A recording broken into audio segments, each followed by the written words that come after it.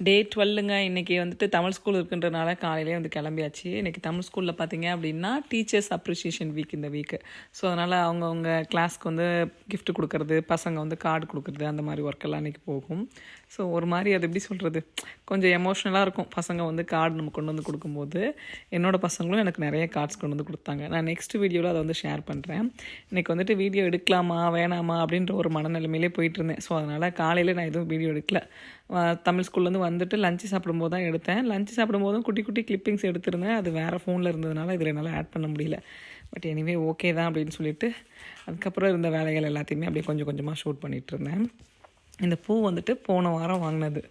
மல்லிப்பூ யாருக்கு தான் பிடிக்காது சொல்லுங்கள். ஆனால் அதை ஃப்ரெஷ்ஷாக வாங்கி வைக்கிற சந்தோஷம் இந்தியாவில் தான் கிடைக்குது. இங்கே வந்து அவ்வளோவா இல்லை. இது வந்துட்டு இங்கே வரத்துக்கே வந்துட்டு ஒரு ப்ராசஸ் ஆகி தான் வரும்.